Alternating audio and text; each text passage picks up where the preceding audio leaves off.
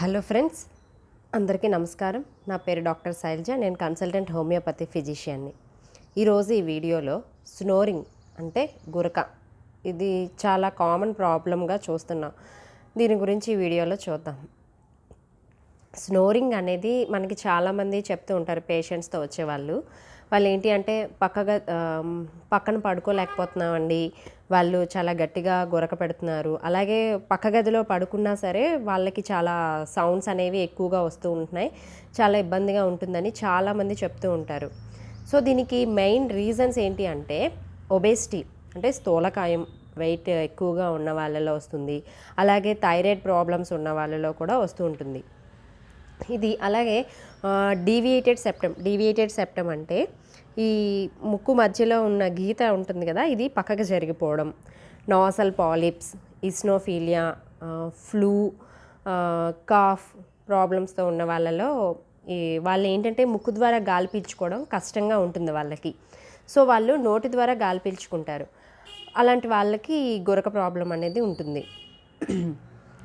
అలాగే ఈ నోటి ద్వారా వాళ్ళు గాలి పీల్చుకోవడం వల్ల గొంతు అనేది పొడిబారిపోతుంది అన్నమాట, తడి ఆరిపోతుంది. అలాగే కొండనాలుక ఉంటుంది ఈ లోపల, కొండనాలుక సైడ్కి జరిగినా సరే వాళ్ళలో కూడా గురక ప్రాబ్లం ఉంటుంది.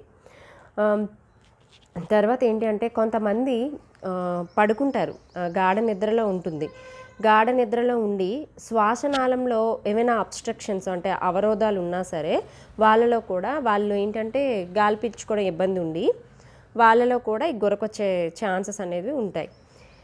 ఈ చాలామంది గాఢ నిద్రలో ఉండి గురకతో పాటు ఒక్కొక్కసారి వాళ్ళకి ఊపిరి ఆగిపోయినట్లు ఉంటుంది, అంటే ఒక 10 to 15 seconds వాళ్ళకి ఊపిరి ఆగిపోతుంది. సో వాళ్ళు ఏం చేస్తారు, వాళ్ళు ఏంటి సడన్గా లేచి మళ్ళీ వాళ్ళకి తెలియకుండానే వాళ్ళు నిద్రపోతుంటారు. దానిని అబ్స్ట్రక్టివ్ స్లీప్ యాప్నియా అంటారు. ఇది కొంచెం సివియర్ కండిషన్ అనమాట. ఈ అబ్స్ట్రక్టివ్ స్లీప్ యాప్నియా ఎందుకు వస్తుంది అంటే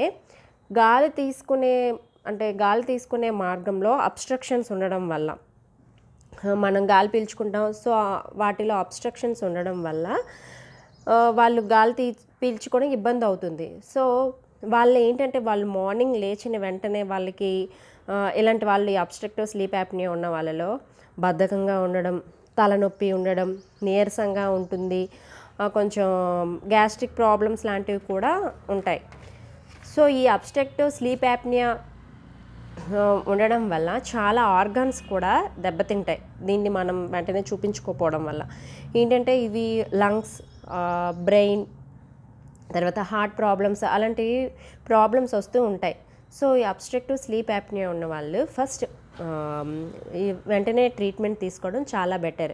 తర్వాత మామూలుగా స్నోరింగ్కి అబ్స్ట్రక్టివ్ స్లీప్ యాప్నియాని మనం ఎలా ఐడెంటిఫై చేయాలి అంటే, మామూలు స్నోరింగ్ ఏంటి అంటే ఇప్పుడు గాఢ నిద్రలో పడుకుని గాఢ నిద్రలో వాళ్ళకి గురక వస్తుంది. అలాగే ఏంటి అంటే బయట పడుకున్నా సరే వాళ్ళకి పెద్ద పెద్ద సౌండ్స్ వినిపిస్తూ ఉంటాయి, దాన్ని స్నోరింగ్ అంటారు. ఈ అబ్స్ట్రక్టివ్ స్లీప్ యాప్నియా ఏంటంటే గాఢ నిద్రలో ఉండి గురకతో పాటు వాళ్ళకి ఏంటంటే ఊపిరి అనేది ఆగిపోతుంది ఒక 10 to 15 seconds. ఈ 15 seconds ఇలా ఊపిరి ఆగిపోయి సడన్గా లేస్తారు. సడన్గా లేచి వాళ్ళకి తెలియకుండానే మళ్ళీ వాళ్ళు నిద్రలోకి జారుకొని తర్వాత వాళ్ళకి మెలకు వచ్చి నిద్ర పట్టక మంచంపై అటు ఇటు అలా దొర్లుతూ ఉంటారనమాట. సో వాళ్ళు నిద్ర పట్టక అటాసుటి అయిపోతారు. దానిని అబ్స్ట్రక్టివ్ స్లీప్ యాప్నియా అంటారు. అదే ఇంత ముందు కూడా చెప్పాను కదా, అబ్స్ట్రక్టివ్ స్లీప్ యాప్నియా వల్ల వాళ్ళు మార్నింగ్ లేచిన వెంటనే వాళ్ళకి బద్ధకంగా ఉండడం, నీరసంగా ఉండడం, అలాంటి ప్రాబ్లమ్స్ ఉంటాయి. సో దీన్ని ఎలా నివారించాలి అంటే ఫస్ట్ వెయిట్ లాస్ అవ్వాలి, ఎందుకంటే ఒబేసిటీ వాళ్ళు ఇది చాలా కామన్ ప్రాబ్లం కాబట్టి వెయిట్ లాస్ అవ్వాలి. అలాగే థైరాయిడ్ టెస్టులు చేసుకోవాలి. ఏమైనా థైరాయిడ్ లెవెల్స్ ఎలా ఉన్నాయో ఐడెంటిఫై చేసి థైరాయిడ్ ట్యాబ్లెట్స్ యూస్ చేయడం వల్ల కూడా ఈ ప్రాబ్లం నివారించవచ్చు. అలాగే స్నోరింగ్ ఉన్న వాళ్ళు ఏంటంటే బోర్లా పడుకోవడం లేదంటే సైడ్కి పడుకోవడం లాంటివి చేస్తే ఈ స్నోరింగ్ నుంచి కొంచెం ఉపశమనం పొందొచ్చు. దీనికి స్నోరింగ్కి హోమియోపతిక్ ట్రీట్మెంట్ ఏంటి అంటే ఆయాసం, ఛాతీలో కఫం ఉండి ఆయాసం వచ్చి గురక పెడుతుంటే యాంటిమ్టాట్ 30 యాంటిమ్టాట్ 30 డైలీ వేసుకోవాలి. ఇలా 3 మంత్స్ యూస్ చేస్తే బెటర్ రిజల్ట్స్ ఉంటాయి. యాంటిమ్టాట్ 30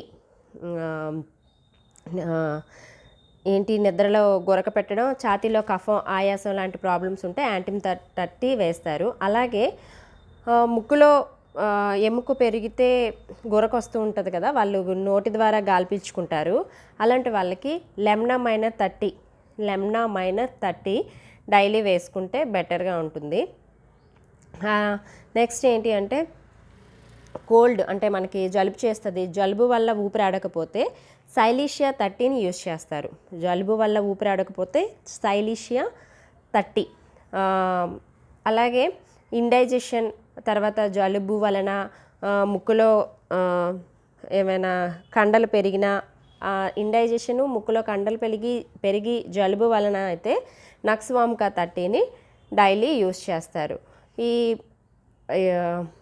ఈ మెడిసిన్స్ యూస్ చేస్తే స్నోరింగ్ ప్రాబ్లం నుంచి ఉపశమనం పొందవచ్చు. మీకు ఈ వీడియోలు కనుక నచ్చితే షేర్ చేయండి అండ్ సబ్స్క్రైబ్ చేసుకోమని చెప్పండి. అందరికీ నమస్కారం.